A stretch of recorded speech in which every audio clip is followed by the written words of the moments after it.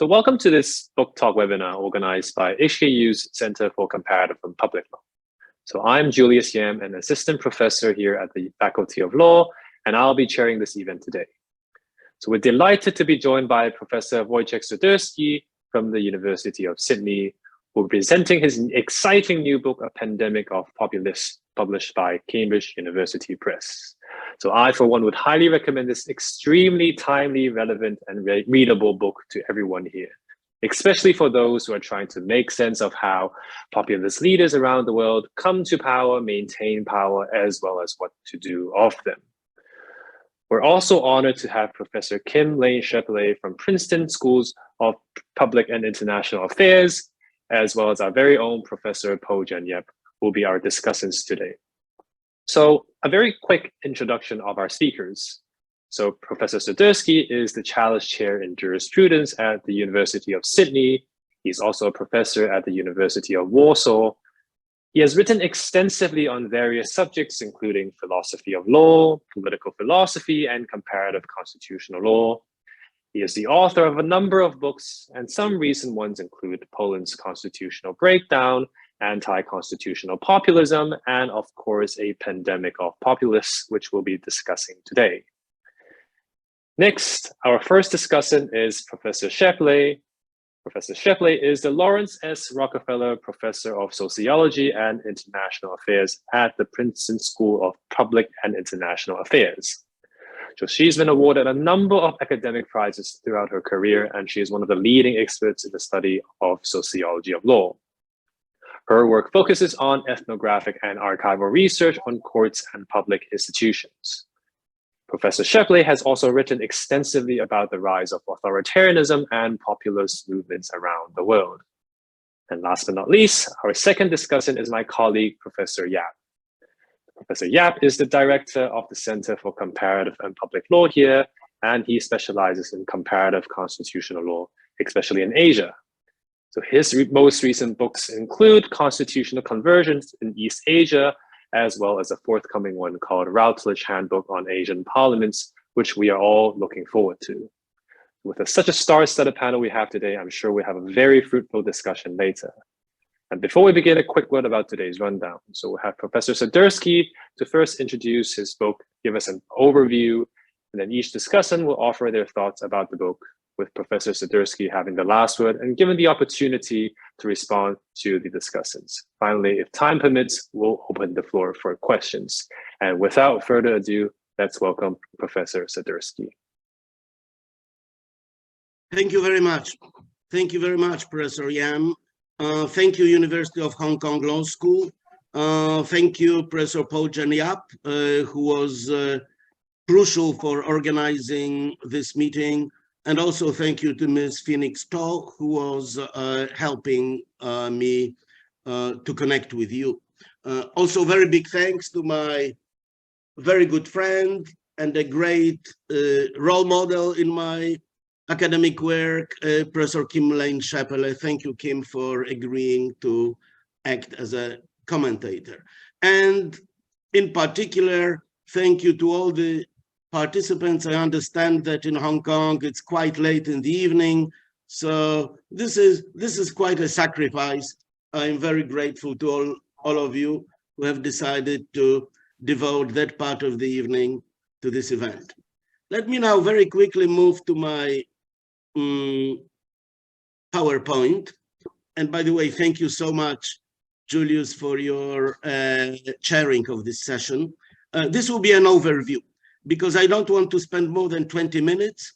I won't be going in depth on any of the issues. I will rather present to you a general bird's eye view on what the book is about and why I have written it in the first place. So obviously this last question is crucial here. Why yet another book on populism? It's a very crowded market.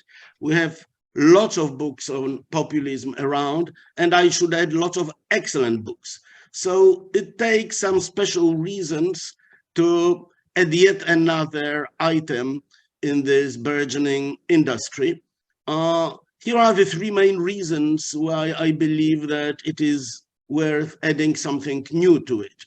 First of all, that my approach to populism, although not completely iconoclastic or original, is different, I think, from the mainstream approach. The mainstream approach is what I would call a discursive approach, which defines populism by certain attitudes and ideology, mainly by non-pluralist approach to democracy.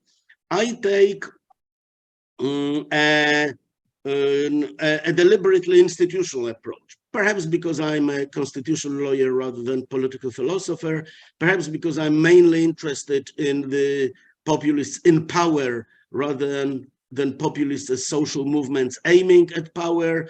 I am very much in the, if you like, institutional camp of study of populism, which is not necessarily a dominant one today. Secondly, because one of the contributions I would like to make to our reflections on populism is that I emphasize from the very beginning that we should be talking about populisms in plural rather than populism in singular. It is a certain, in my view, intellectual laziness to talk about populism as if it was a single, homogeneous, non-differentiated movement which somehow invades the world today. Rather, populism, as I keep saying in my book, is an answer to local problems, and these local problems are difficult. Local concerns, anxieties, and worries that people have are different in different countries, and these trigger different populisms. And finally, I believe that the issue is particularly topical now, so that even if my book to some extent replicates some of the writings of many of my colleagues who write on populism, such as Professor Kim-Lane Shepele or Professor Sami Zakharov, I believe that there are some reasons to provide an update in view of the current issues. And these current issues, which trigger topicality of this book when it was published in 2022, and the actuality has not really evaporated, unfortunately, by 2023, is related to the following issues. First of all, many populist regimes, in particular those which are some of the case studies in my book, Poland, Hungary, India, until very recently, Bolsonaro's Brazil, seem to be consolidated, which contributes to steady decline of democracy around the world.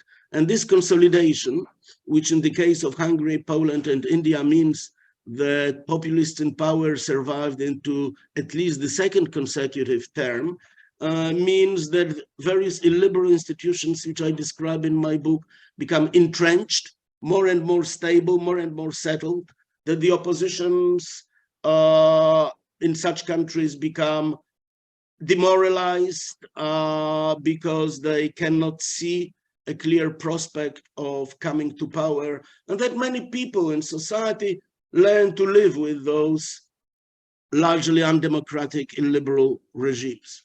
There have been also some victories of right-wing populists in Western Europe, and I think in particular about the new government in Italy of Gabriella Meloni, as well as a chapter devoted to the issue in my book about the impact on COVID, on consolidation or otherwise of populism, and of course the question of Putin's war against Ukraine, which adds an extra dimension to the issue by, among other things, creating a rift between two main populist governments in Central Europe, namely between Poland and Hungary, and adds extra dimension to our thinking about what is the end point of embarking upon the trajectory of populist government, and whether the end point is not something like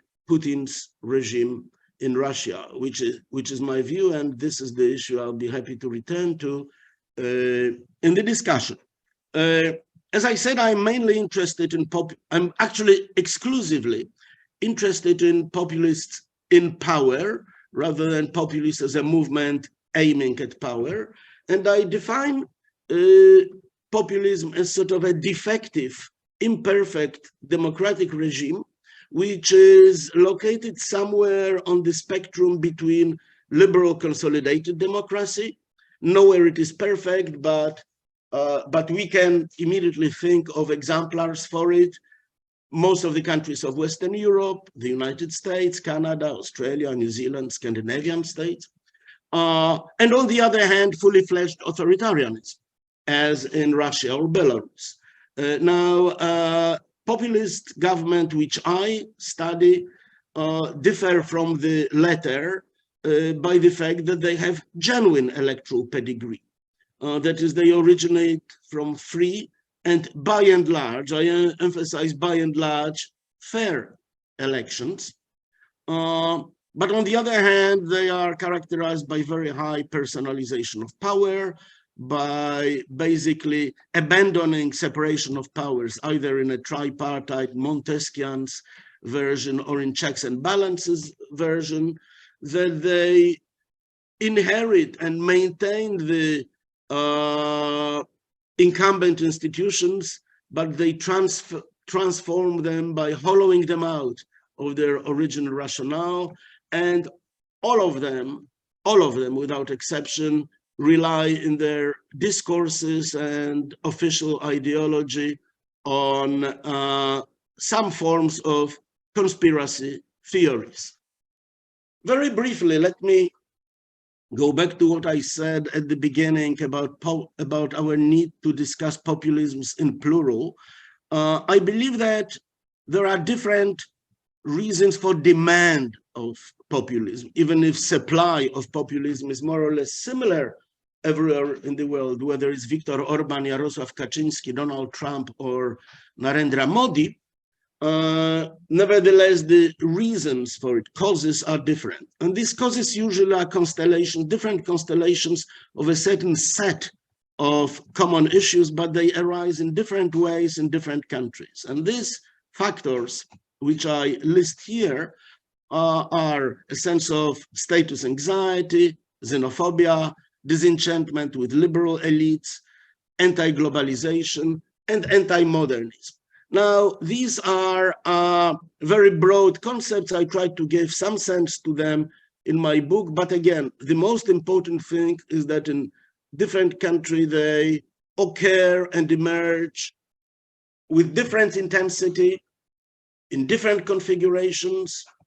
Sometimes they are hardly existent, sometimes they are dominant, and these configurations produce or trigger different responses by populist leaders.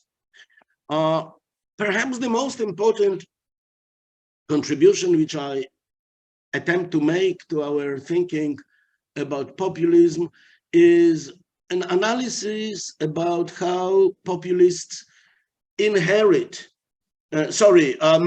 inherited institutions, whether these are parliament, courts, or electoral commissions. So they don't destroy them. They don't act like Bolsheviks or like fascists who basically erase the inherited institutional structure.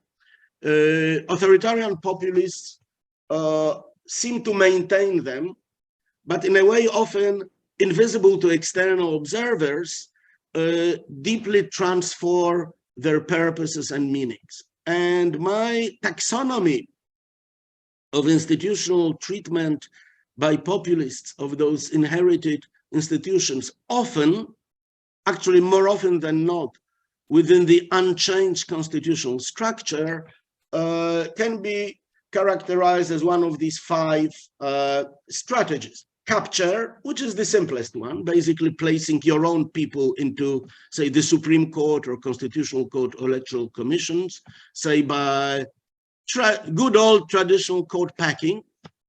Duplication, creating new institutions which are parallel to the existing institutions, which in time overshadow the original institutions, but which are fully subordinate to the executive. Erosion, taking the institutions but eroding them either of their jurisdiction, competences, powers, or simply of budget, migration, maintaining the institutions, but transferring them from one institutional context in which they could have maintain a degree of independence and placing them in a different context, say the system of public prosecution, which in Poland had been relatively independent, but which had been after 2015 fully integrated in the structure of the Ministry of Justice. Similar thing happened to the Office of Ombudsman in plural in Hungary. And finally, internal restructuring. That is, from the outside, those institutions seem to be the same as before, but this is only a shell, an empty shell, because inside them, they have been restructured in such a way that they become completely politically dependent. The Polish Supreme Court, as opposed to Constitutional Court, which suffered the strategy number one, is an example of that. And I provide some detail of these institutional strategies. Of course, courts are the main target of the first assault of authoritarian populists everywhere when populists come to power. And there are some reasons for it, because populism does enjoy legitimacy. It enjoys electoral legitimacy, but this is the exclusive legitimacy that it has. And populists cannot tolerate any what can be called alternative legitimacy. And of course, the judicial branch is legitimate, but not legitimate by virtue of its electoral pedigree. So this is something that populists cannot stand, cannot tolerate, and therefore they have to subject courts, the judicial branch, to their political will in various ways, by usually hostile takeovers, court packing, or institutional restructuring, the example of which I gave a moment ago. Sometimes courts offer strong resistance. That's the case of most of the common, so-called common courts or regular courts in Poland. Sometimes they decide to stay low and adopt a wise strategy of maintaining their legal and political capital for the better days. I think that's how the Supreme Court of India can be characterized under Modi. And sometimes they simply become willful enablers of the will of politicians. I'm afraid this is the case of Hungarian Constitutional Court and to some extent of regular courts. But this has unexpected consequences, which are not always good for authoritarian populists, because one thing that they cannot do is to play the familiar blame game with the courts. Now, courts in democracies, including and also in authoritarian countries, if they maintain independence and if they are seen as independent, are quite useful for the rulers, because they can confer upon them the power of taking decisions which are unpopular, for which the populist executives don't want to pay political price. But that can be done not only when under the condition that courts are independent, and more importantly, are seen as independent, so they can be blamed for decisions which are unpopular. If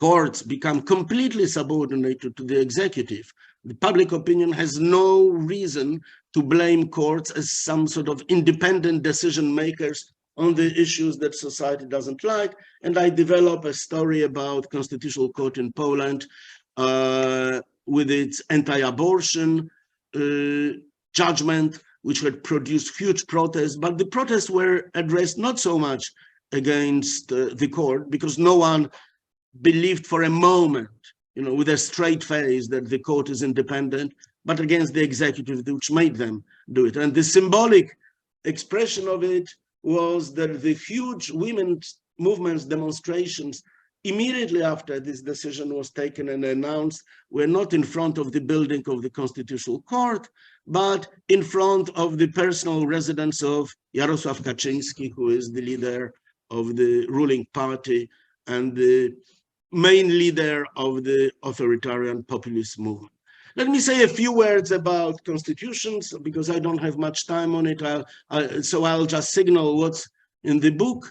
There are different approaches to constitutions by authoritarian populists, largely dependent on whether they have sufficient majority to change the constitution, as is the case in Hungary, as was the case of Venezuela when Chavez came to power. But very often, when they miss or lack the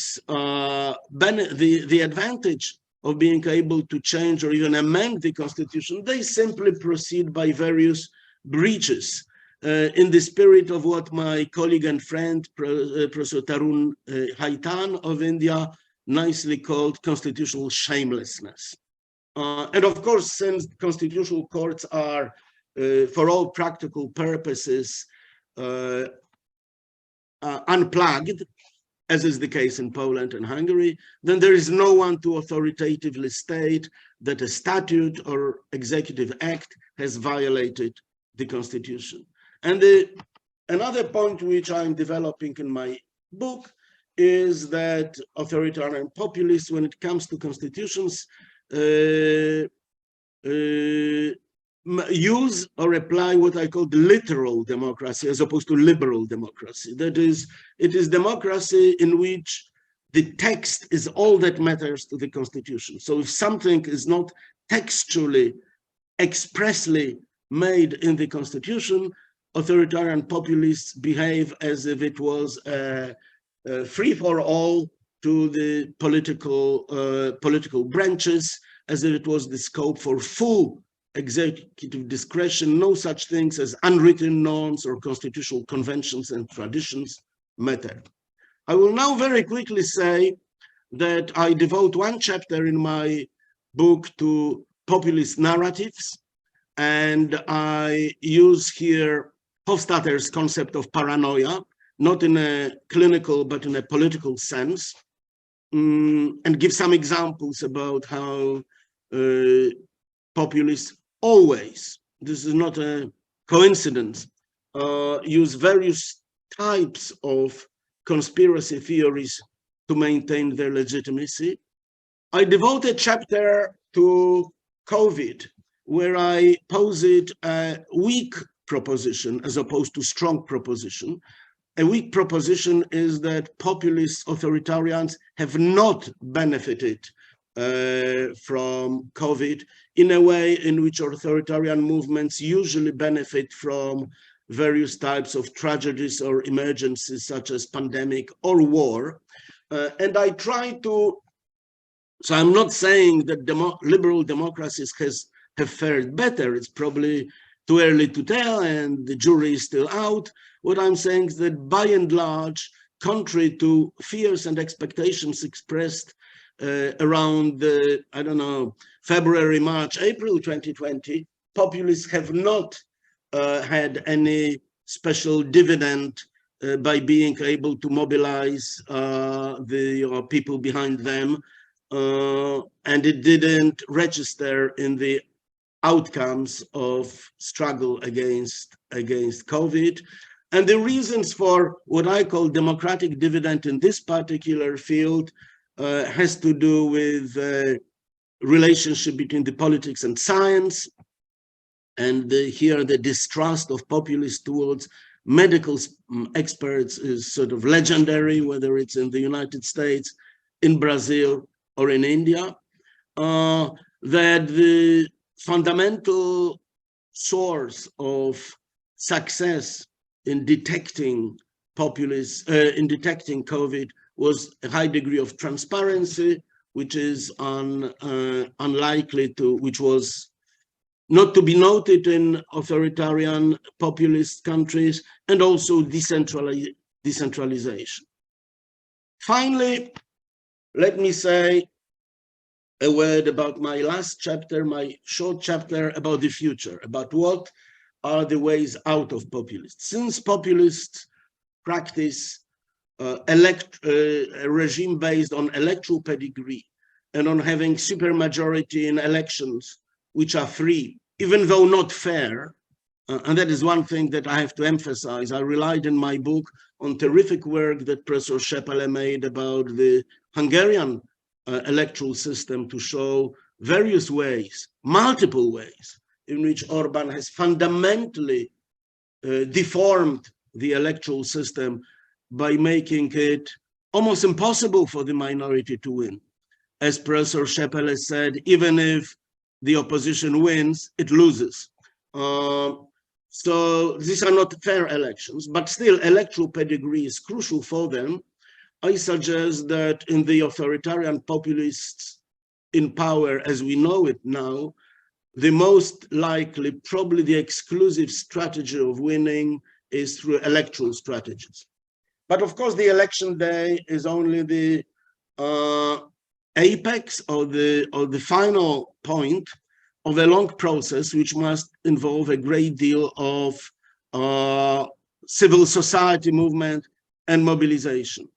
And I suggest that when it already comes, if you like, to the electoral strategies, there are three main factors which will be decisive for victory of Democrats against authoritarian populists, something that hasn't happened in Hungary last year, something that I hope will happen in Poland at the end of this year. And this is a high electoral turnout, which political science studies show that by and large in partly democratic or partly non-democratic systems usually favors Democrats. Most importantly, the unity of the democratic opposition, even if this unity is based on relatively thin consensus about the program. The previous elections in Israel were a case in point here. And most importantly, having a convincing program, because while we should not particularly respect populist leaders, we should respect their voters, and they vote for populists for some reasons, and it has to do with the deficits of our democratic program, which we have to reflect very seriously about. So the last point, the least developed point in my book, and something that I hope to work on when I move on with my new project, is to thinking about the democratic program which is capable of successfully challenging demand for populists and challenge the supply of populist programs. And I believe that and this is, I apologize that it sounds like horrible platitudes, but these are platitudes. Sometimes platitudes may be correct. We liberal Democrats, if I may use this first case plural, have been in many ways guilty of various programmatic deficits which were exploited by our populist rivals. We have disregarded the value of community, of identity, of patriotism, often the value of faith. And we need to take on these very important values, which are so important for many people, but in a non-exclusionary, pluralist, and way which encompasses also minorities. The best piece which urges such a program, which I found, is a great paper by Professor Jean Cohen, which I quote at the end of my book, and which I believe is a nice sketch, although it's only a sketch, about how liberal democracy should retrieve its resources to support those values, those, if you like, community-oriented values, which have been missing in much of liberal programs, if not liberal democratic policy. Thank you very much. Thank you, Professor Sadurski, for this very informative summary. So now I would like to invite Professor Scheppele to offer her thoughts on the book. Great, thank you so much. And thank you for the summary, Wojciech. That was a very elegant compression of what's actually a very rich book with a lot of detail that I know you couldn't cover in your summary, which is why I'm going to say to everybody, you should just read the whole book because you haven't heard it all.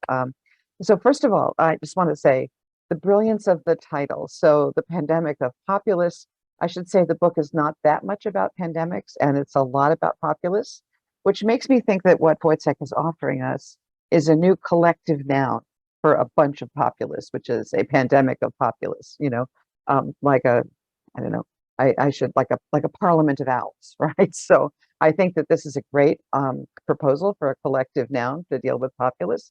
And it's just an elegant title.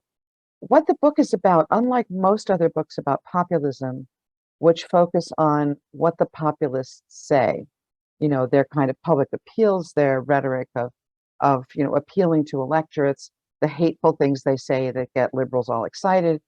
This book is basically a roadmap to the governing style of populists. And so one of the questions I have, I think it's, on one hand, I think it's kind of brilliant to move populism from rhetoric to governing style. On the other hand, that means that's what makes this book so different from all the other books on populism. And I think it's important to say that throughout, every once in a while, Wojciech himself, I think, kind of slips between populism as a set of particular kinds of anti-liberal appeals on content and populism as a governing style that affects, shall we say, constitutional form. And so my first real question and challenge, it's more out of curiosity because I'm having the same problem with what I'm writing too, is how do we think about those two things as being connected? That very often we identify populists by the things they say, and yet those of us who are constitutional scholars want to look more at what they do, right? To think about how they, and the fact the title of the book I'm trying to write at the moment is called How to Destroy Democracy by Law, right? And I think Wojciech's emphasis on institutional changes is precisely what makes populism worrying, right? If it was just somebody who gave a bunch of hateful speeches, you'd have one set of remedies for what you do about that. Discursive replies, irony, making fun, there's a whole bunch of things you could do. But if the problem is really the governing style and the undermining of political and constitutional institutions that constrain power, then we're really talking about something else. And so I would love to pose to Wojciech the question of how we think about the relationship between those two.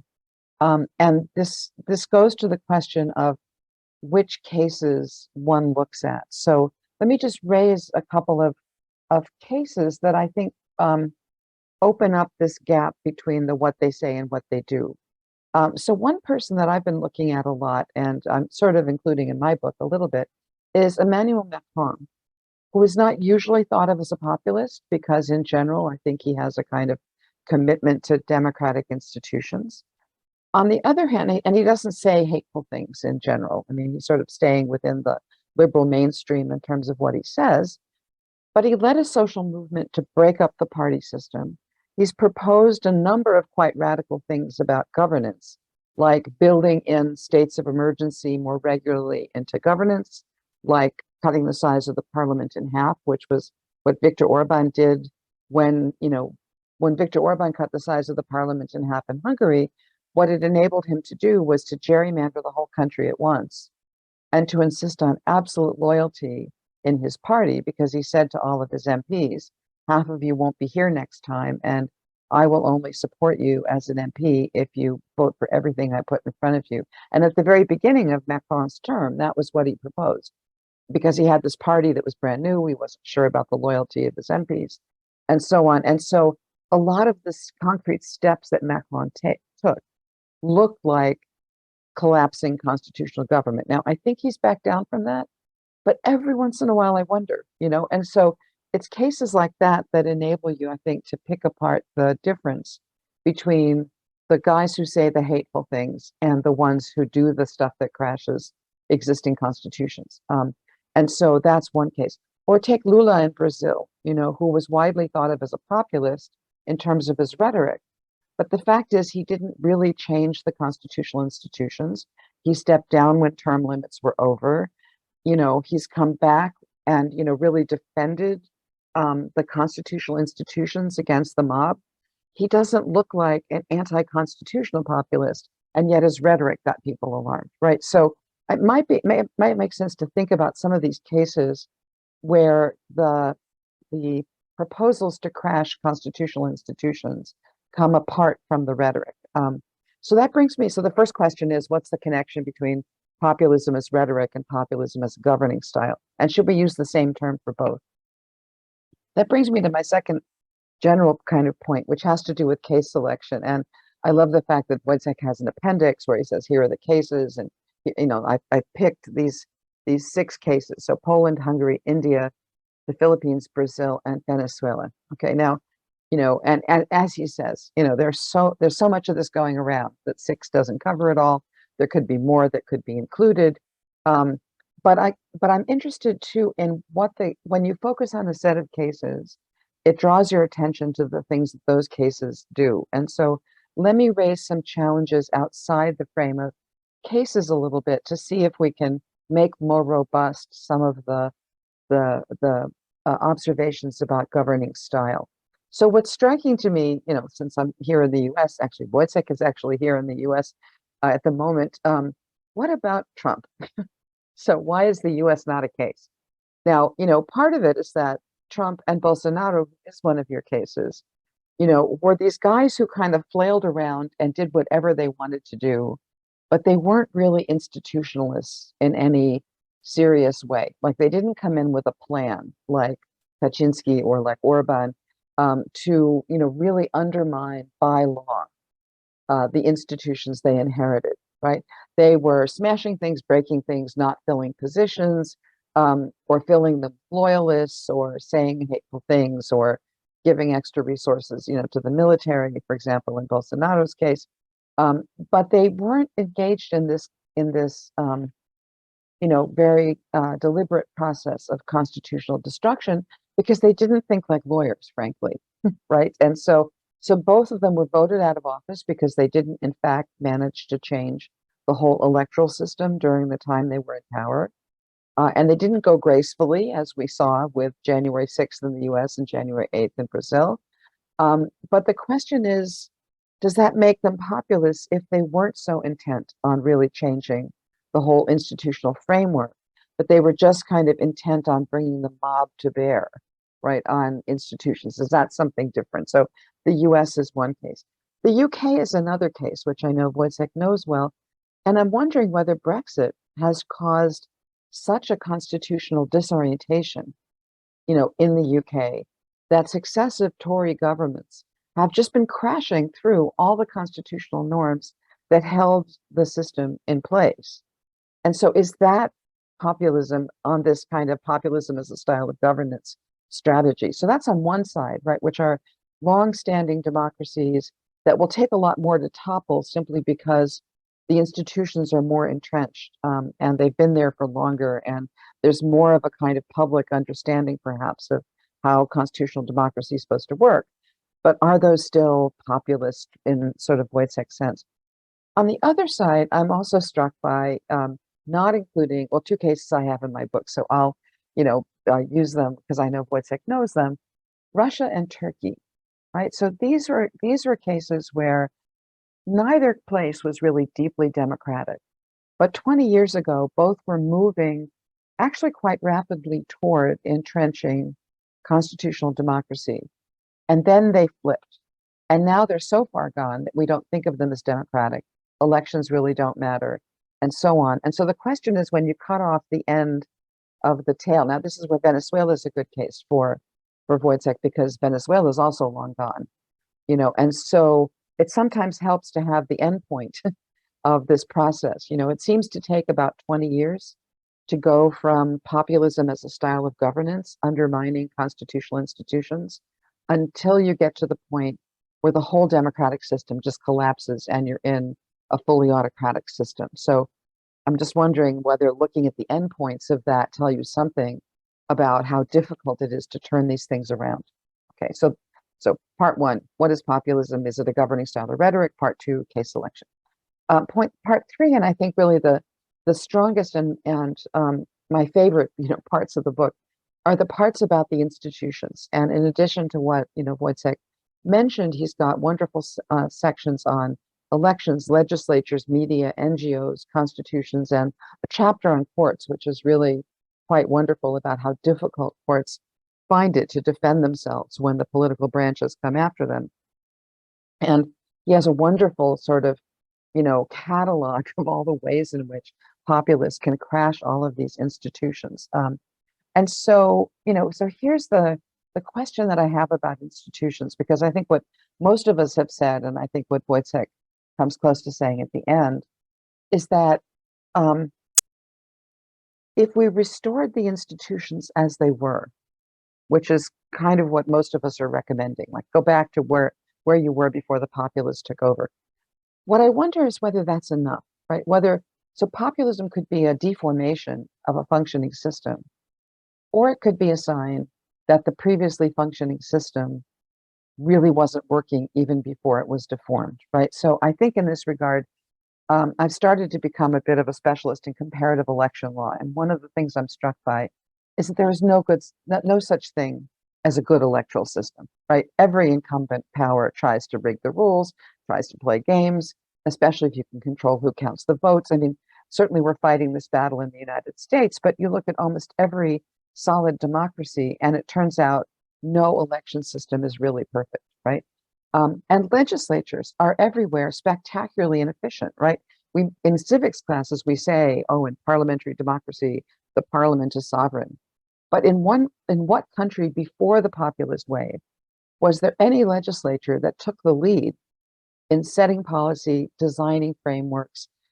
Everywhere the initiative for legislation has really switched to the executive, and the parliament becomes a debating shop that usually doesn't have much choice besides doing what the executive is proposing or doing nothing, because legislatures were spectacularly inefficient before.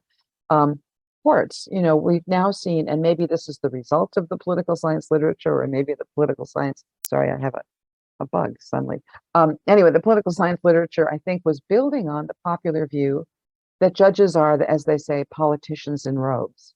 That particularly at the top level, the sort of constitutional court level of political systems, in the US, we've long had this tradition of putting, R for Republican or D for Democrat next to the name of the judge who was appointed by a president of that stripe. And whereas it used to be the case that you couldn't predict how a judge would vote from the political party of the president who appointed them, now you virtually always can. And the US is not alone in this regard, right? There are a number of other systems, including in Germany, where they expect, a kind of partisan caste to come through in the way judges reason, which is precisely why they have this bargain to put an equal number of liberals and conservatives on each Senate, right? So if that's been true for a long time, to what extent were courts ever really independent in the sense that we, again, say in civics classes, of political forces? And was that a problem? And finally, with regard to constitutions, I mean, those of us who do constitutional, comparative constitutional studies have always said, well, you strike a bargain, you set the rules of the game, and then those rules continue. But one of the problems with entrenchment is, of course, that the old bargains can come unstuck, and so we see this particularly in the US, where we have this extremely old and unamendable constitution, virtually speaking. And so what you find is that the courts take over the role of, when the more inflexible a constitution is, the more courts take the role of interpretation, as Wojciech mentions in the book. But that doesn't mean that constitutions are functioning, right? It meant that already you had an institution that took over the process of functional constitutional amendments when the amendment system broke. Anyway, the reason why I say all of this is that it wasn't like liberal constitutional democracy was in great shape before the populists. And so the question is whether, instead of rejecting the populists because they reject the things that we stood for as constitutional advocates, whether we have something to learn from the populists by saying that, the illnesses of liberal constitutional democracy were sufficiently severe that they called out for some new system, right? And not that we approve of the system that's been created, but the fact that this is happening in so many parts of the world reveals that there was some weakness in the liberal constitutional democratic model. Which brings me to my last point. So that's on sort of institutions and were they so good to begin with and probably not. And then what do we do? And that actually brings me to my last point, which is how do we recover from all of this, right? And of course, this is a different kind of problem in places like Russia, Venezuela, Turkey, where things have gone so far down the road that democracy is really dead. But as Wojciech, points out with the cases that he studied, there are a lot of countries that are sort of on the fence, where you can see that constitutional destruction has started, where the institutions have been hollowed out, where the elections are already rigged, where, a certain amount of, there's a superficial similarity to what the constitutional regimes were before, but the institutions aren't functioning as they should. And these are hybrid regimes in the sense that they're not easily classifiable either as democracies or as autocracies, right? So in that set, you think maybe we can pull these things back from the brink. And Wojciech, I think, rightly says we need to take on board some of the critiques of the populists, and that liberalism by itself has not provided an answer to, as you could see in his last slide, problems of community identity, patriotism, and faith, right? So I agree, liberalism needs more answers. But in addition to having what the answers that Wojciech has proposed are in some sense rhetorical answers, right? It's matching populist, anti-elitist rhetoric with a rhetoric that says to the people, yes, we really understand that you don't want to be, pardon the expression, rootless cosmopolites, right? But you want to be identified with a particular place, a particular culture, a particular set of traditions, and so on. Okay, I think that's absolutely right. And as Wojciech knows, I've been doing all this work on the Holy Crown of St. Stephen in Hungary, which I think can be repurposed, as a kind of liberal icon.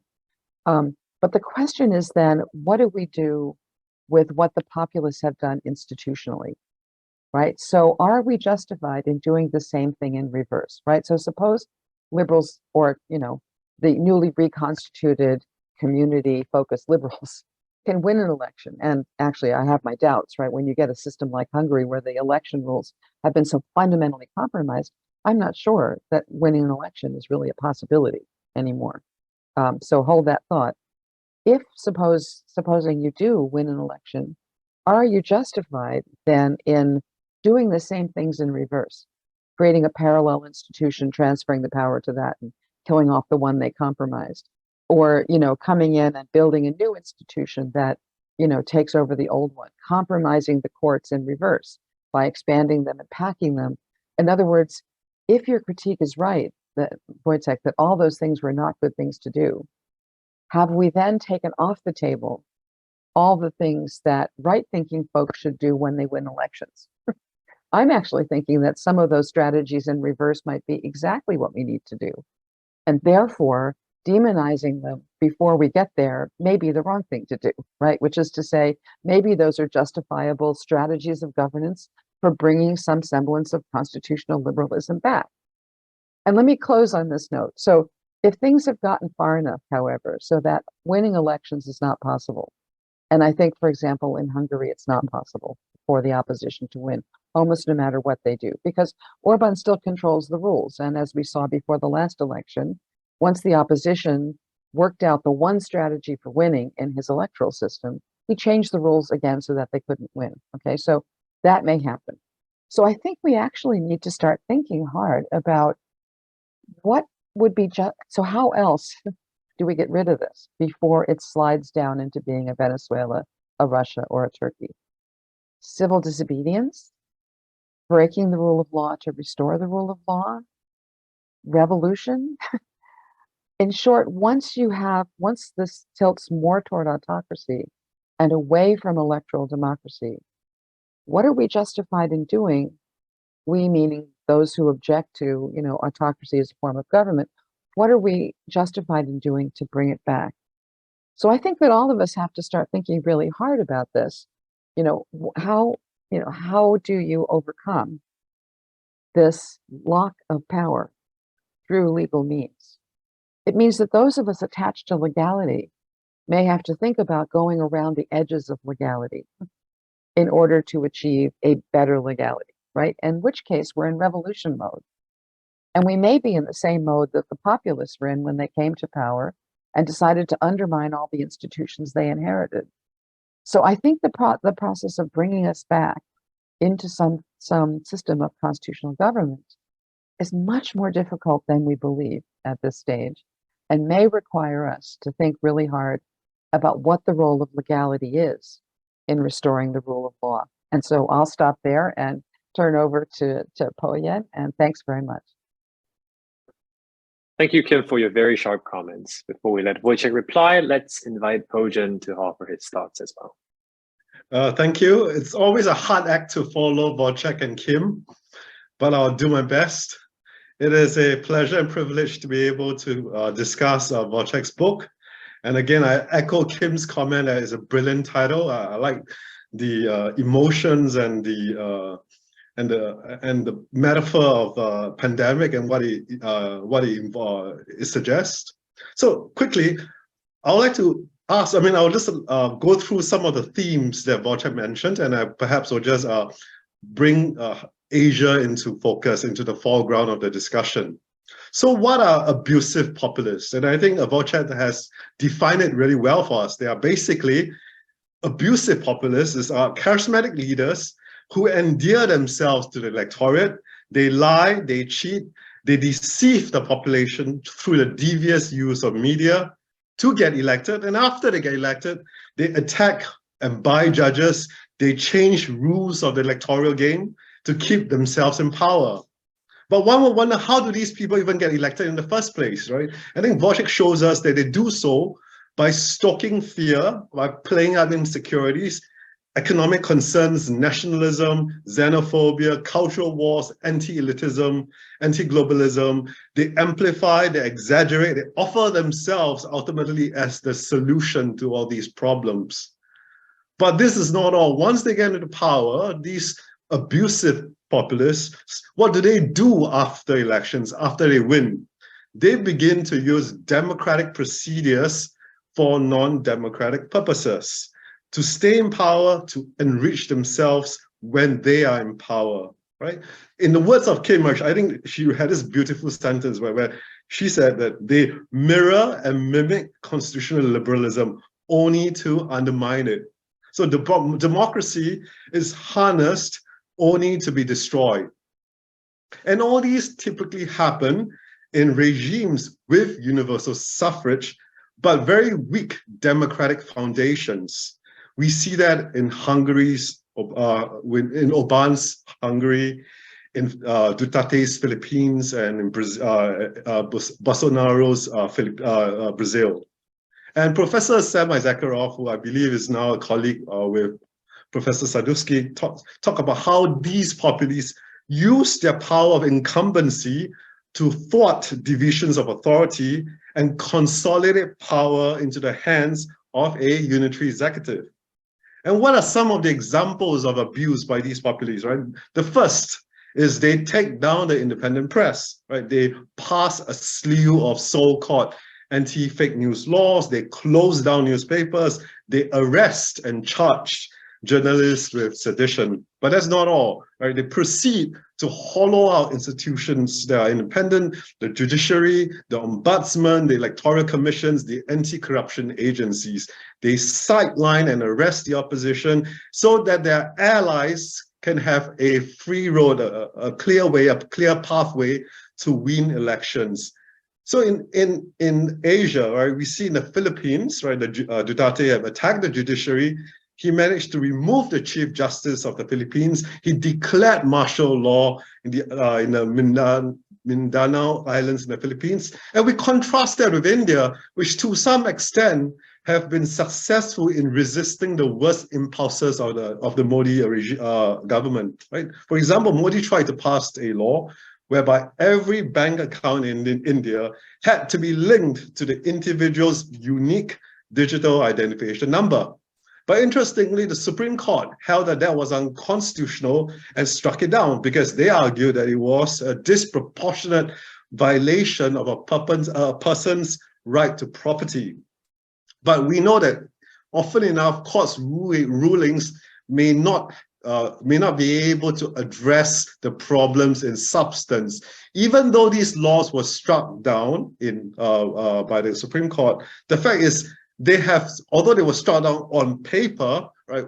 What the court could only do was to make sure that the state could not compel the use of all these identifiers. But the fact is, the private sectors, right, have all these identifiers have still become entrenched in the daily life because private companies have arm twisted the citizens to sign up for all these identifiers as a precondition for the receipt of all these services, like getting a bank account or getting a phone.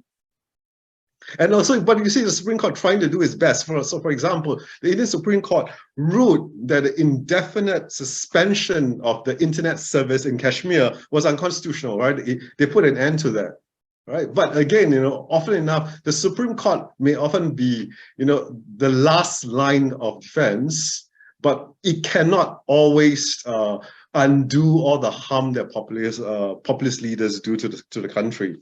And one of the reasons why the Supreme Court of India has been fairly successful compared to its peers in other countries is because it's one of the few courts that has completely sidelined the political branches of government in the judicial appointment process, whereby in other countries, usually the political branches can stack the deck and replace the judges, right? The Supreme Court even went as far, for better or worse, struck down a constitutional amendment that would have allowed the government to set up a national judicial appointments commission, right? What they wanted was to have near complete control over the appointment process themselves. And because they had near complete control over the appointment process, they have been able to insulate themselves from the excesses of the Modi regime.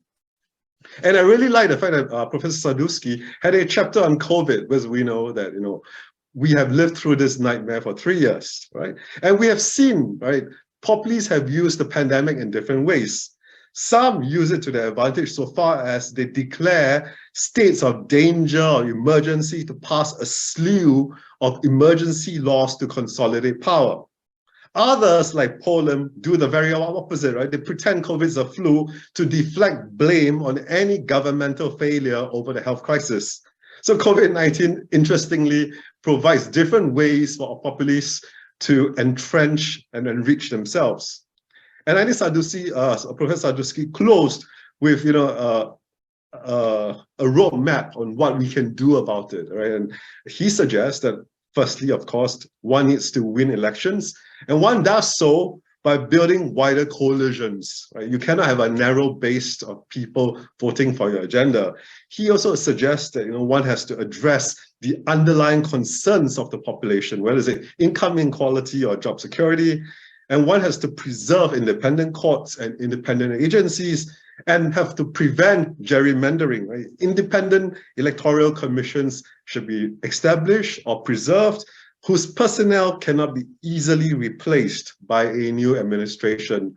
And when the new administration comes in, they too should not abuse their incumbency such that when they exit from power, the other side can say that it's my turn now to undo whatever that you have done. So in closing, and I think because we are coming it's coming to 11 p.m. in Hong Kong, so I would finish early, and so that we can go to the response by Professor Sadurski and say that I really appreciate this opportunity to discuss your book, and I congratulate you for a magnificent achievement. Thank you.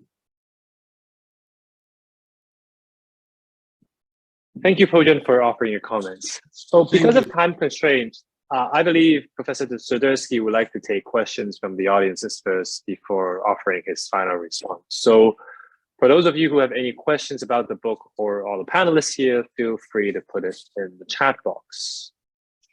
Perhaps I shall abuse my power as the chair to ask the first question. So I know you briefly talked about the final chapter of your book just now, but I just want to say I really liked the way how you ended the book with Cohen's quote about inclusive politics. I thought it was a very personal yet thoughtful touch. And that brings me to the question about sort of your take on sort of how this would unfold, the future of populism. So do you think it's a problem to stay? that's like a cancer that we'll be stuck with? Or like Kim was saying, do you think we shouldn't expect to return to the normal, and that what's happening now requires us to sort of fundamentally rethink how we should be understanding democracies in the future? Or that what we're going through is simply a phase that perhaps democracy just have to go through? Or, I mean, even it's too early to tell.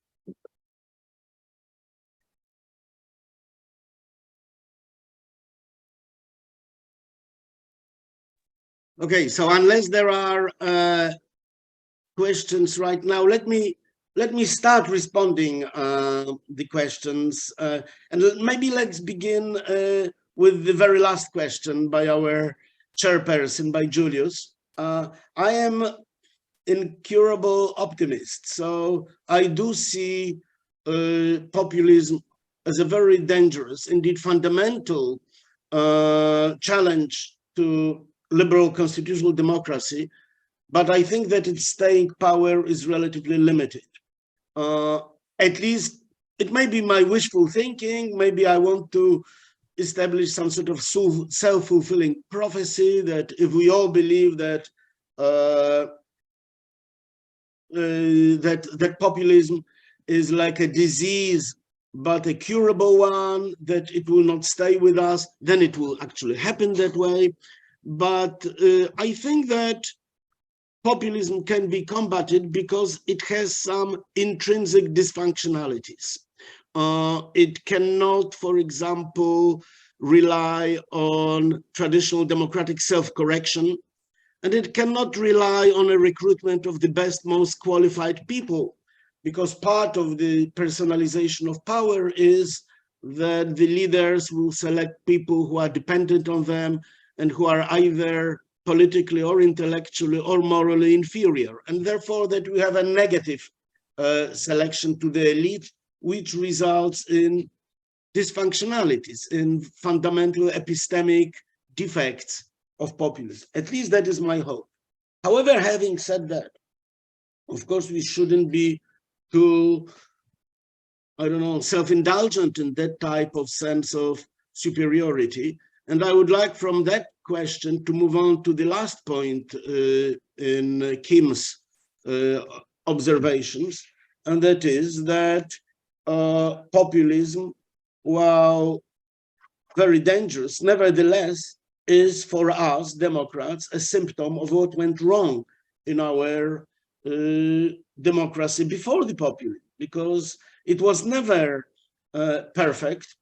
And if we have temptations of this self-congratulation and also of the sense of self-pity, how unfairly we had been treated by history, we should resist these temptations. So yes, I agree that populism should be also used by us to detect what went wrong.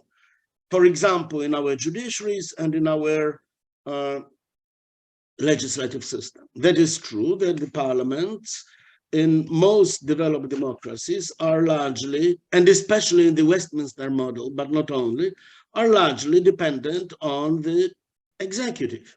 However, everything relies on everything depends on how democratically and therefore easily this executive can be replaced. So it is not so much a certain merger between the executive and the legislative, which is perhaps inevitable development out of the traditional separation of powers, but rather the degree of political control by the opposition and by the society upon the executive and upon the ruling majority.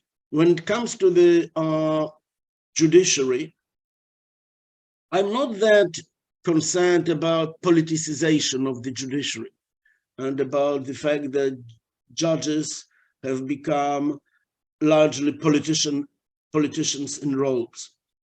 I agree with the famous maxim by our friend Tom Ginsburg, who had said that the judicialization of politics, which is inevitable in constitutional systems of modern democracy, leads to politicization of the judiciary. And nowhere is the judiciary more political than among the Kelsenian constitutional courts in Europe, whether it's in Germany, Austria, Spain, or wherever. However, this sort of politicization of judiciary does not have to go hand in hand with the submission of judiciary to the current politicians, and therefore in reduction of judicial independence. This is what worries me. It's the degree of judicial independence rather than the fact that judges become de facto politicians, which I think is an inevitable consequence of growing scope of the ambit of contemporary constitutions. Let me say a few words about the case selection. So there are certain criteria which I adopt, which, for example, rule out cases such as Macron, Brexit, or Trump out of my consideration, out of my criteria of what constitutes authoritarian populism. Take Macron. Yes, much of his political action before he came to power was along traditional populist toolkit.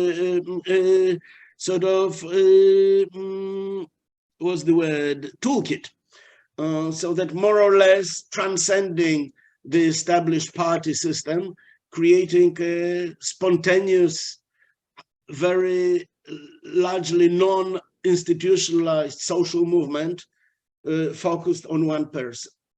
And there have been some practices in his politics when he came to power, which may resemble some forms of populist authoritarianism, such as reliance on state of emergencies, cutting down the size of parliament, etc. However, he has not in any fundamental way challenged or questioned the fundamental political system of the Fifth Republic. If anything, he has sort of updated and modernized it. And I don't think that in anything that he did, he resembled the authoritarian populists who want to entrench their power through such manipulation of the political system that re-election of them is more or less assured, as is the case of Hungary. When it comes to Brexit, yes, ideologically there are so much of populist rhetoric, in particular anti-globalist, anti-refugees, anti-immigration, etc. On the other hand, when it comes to constitutional and institutional structure, and here I am reminded of a great piece by Professor Gronia de Burka, no friend of Brexit and no friend of populism, who said that the Brexiteers basically had absolutely nothing against the traditional structures of British or English, more specifically, democracy. Just to the contrary, their main rhetoric was that it is the Brussels bureaucracy which erodes traditional political liberal freedoms and liberties of citizens in Great Britain and in the UK more generally. So I do not think that much as we may dislike what Brexiteers, what people like Nigel Farage and others said and did, I do not think they fit my categories of authoritarian populism, nor does Donald Trump, because, and here we go maybe to the first point of Professor Schepele's statement, relationship between the rhetoric and institutions. While the rhetoric of Trump was par excellence populist, nevertheless, he was perhaps very much malgré lui, against his own will, so much constrained by strong, stable, well-established, consolidated institutions of checks and balances that he was like in a cage where he tried desperately to broaden his scope, but in the end, completely unsuccessful. And in this sense, I think, and on the other sense, when we look at the other side of the spectrum, at the cases such as Russia or Turkey, well, they do not fit two other categories in my criteria. One is that I'm looking at the situation of backsliding. it is crucial for my analysis of authoritarian populism that it succeeds a certain regime of relatively well-ordered liberal democracy. And somehow this backsliding, this trajectory is fundamental in so many ways, including about institutional memories, etc. But I don't think that in case of Russia and Turkey, we can talk about it. Maybe in case of Turkey more than in case of Russia, but still we cannot talk about, say, ancien regime resembling remotely liberal constitutional democracy, as in my case studies, including pre-Chavez Venezuela, we can. And the other criterion is that, by and large, authoritarian populists do not use strong degree of oppression, of coercion in their politics. They use what you, Kim, describe as discriminatory legalism, obviously, but it is not just undifferentiated terror of the Putin or Erdogan or Maduro style. And therefore, they somehow are outside, although on the other side of the spectrum, outside my categories of authoritarian populism. But let me just say that I may make absolutely no pretense to any sort of comprehensiveness.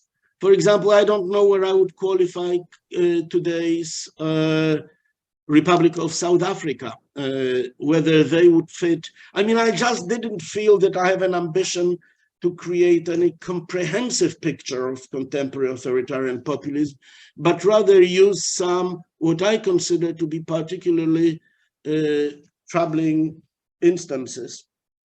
And in using these instances, I had, especially when thinking about countries other than Poland and Hungary, I had to rely on my colleagues and friends and research assistants who come from the countries I study. And that brings me to the case of India, discussed by Professor Poyen. I'm very sort of encouraged by what you are saying about the Supreme Court of India. I looked at the responses of the Supreme Court to Modi's rule in a slightly perhaps more pessimistic way, and was colored by the sort of information and comment I was provided by my collaborators when I wrote this book. I felt that, first of all, the Supreme Court was quite badly divided, and that there was a group of pro-democratic dissidents against the Chief Justice of the Supreme Court of India, who was much more on a pro-executive side. There have been some spectacular public appearances of those dissenters, press conferences, etc. So I think that Supreme Court was presented a rather mixed picture. And in some ways, they simply put up with executive disregard for the decisions and judgments, for example, on identity cards and so on. But you know so much more about India than I do, that I defer to your expertise. Perhaps I'll have more to say about some other points which were made after we see whether we have other comments, Julius. So we have one question. Let's take one question from the audience. So basically the question is there any difference sort of in the way of governing with populists in Central America, like Bukele in Salvador or Ortega in Nicaragua? But I suppose you can also think about this more generally. Are there any sort of regional differences when it comes to populism, according especially to your observations and your definition of populism, sort of more institutionalized? Do you think there are any regional sort of differences? Yes, of course there are regional differences because they respond to regional specificities. For example, when you look at for example, much of the engine, ideological and social engine for the sort of anxieties that brought popularity of populists in, say, Western Europe or in Poland or Hungary had to do with the refugee crisis. And I would say that refugee crisis is connected with several other points almost logically, such as xenophobia, nationalism, and to to some extent, anti-modernism, because modernism requires a high degree of pluralism and tolerance, which populists do not tolerate. But this anti-refugee or anti-immigration factor had not registered at all in South America for obvious reasons. There were no refugees trying to escape to countries such as Brazil or Venezuela, otherwise quite poor countries. So they had to rely on some different ideologies and different ideological factors.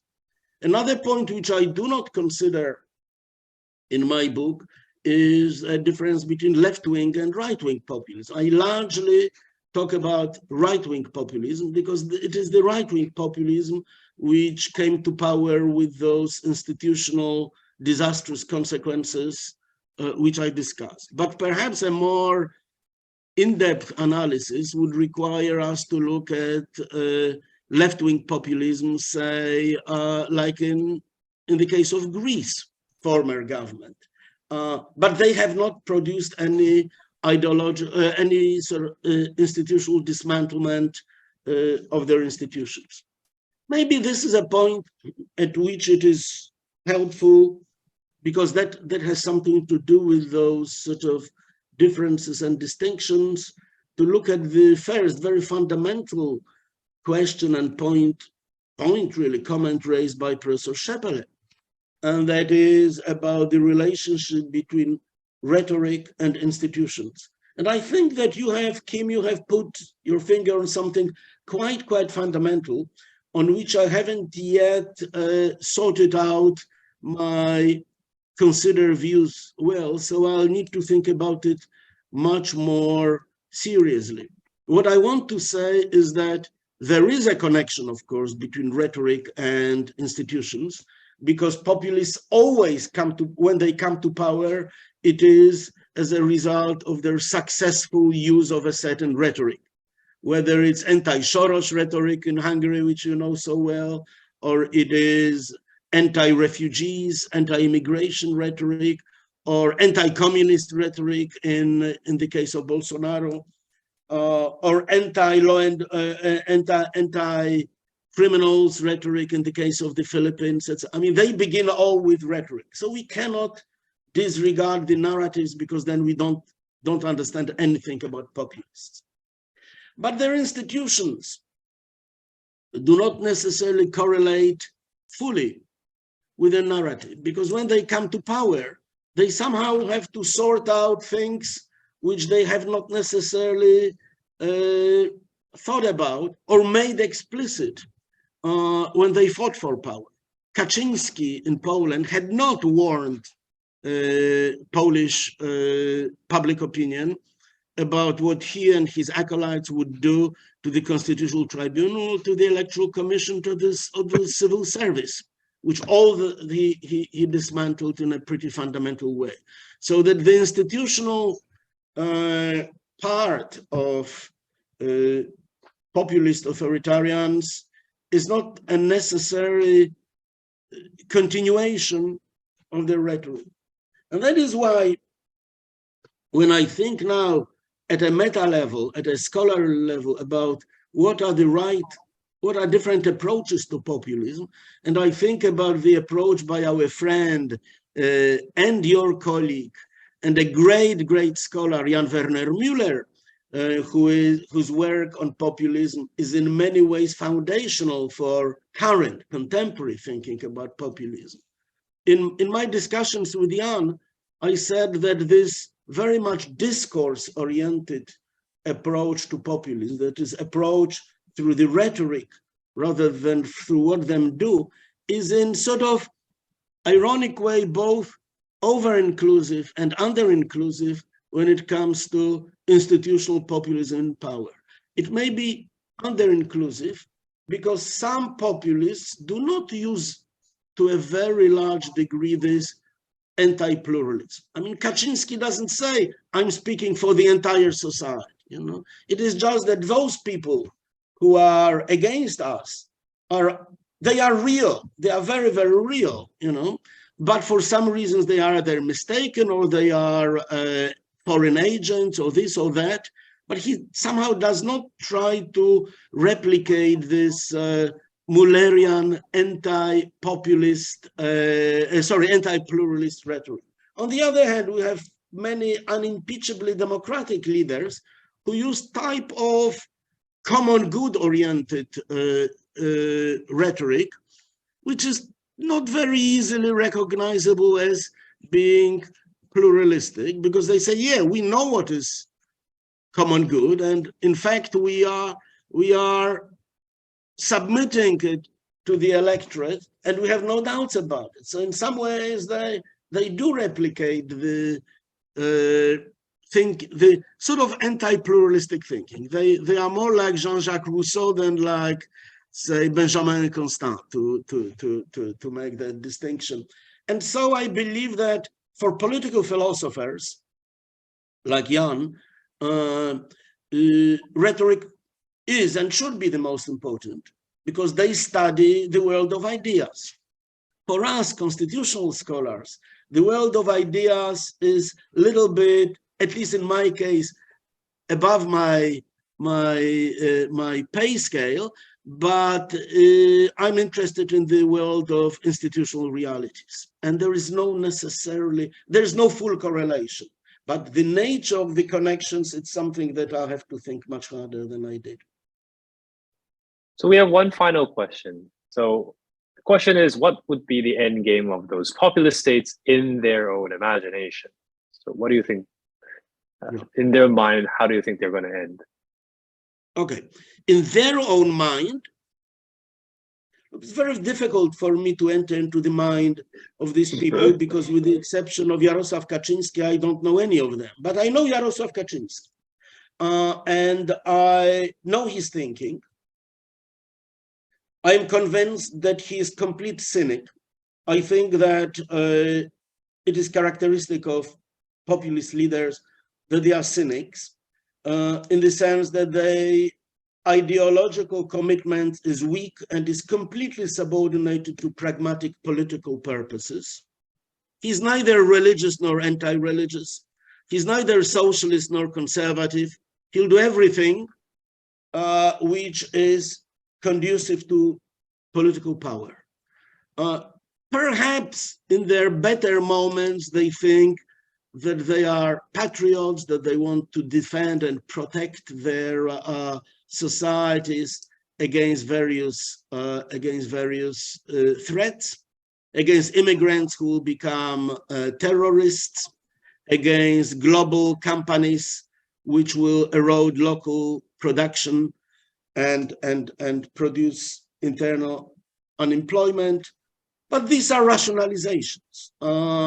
When we look at how they actually act, whether we are talking about Bolsonaro, Orban, or Kaczynski, they are cynics who will do everything, well, maybe not everything, short of global oppression and sort of civil war, but who will do much to entrench their power and protect the interests of themselves, their families, and their friends. These are clientelistic regimes.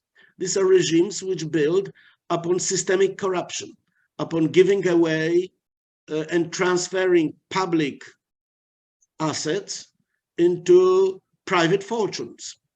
No one went as far in it as Orban, but everyone tries to replicate his ways of transferring public goods into private money. And so if you do that, your credibility when it comes to these ideological endpoints, building a just society in which people are treating with dignity, etc., and protecting against enemies, is quite limited. And our role of observers, scholars, commentators is to debunk those rationalizations and those myths which they try to produce simply to bolster their power. So as much as we would like to continue this conversation, unfortunately, we are running out of time. But once again, join me in thanking you all of us today. Thanks to Professor Sadurski, thanks to Professor Schäffele and Professor Yep for making this such a wonderful event. I feel like I'm back to school again, attending lectures. But for those keen to know more about today's discussion, please go check out Professor Sadurski's new book. Thank you all and have a wonderful day. Thank you, everybody. Thank you so much. Thank you.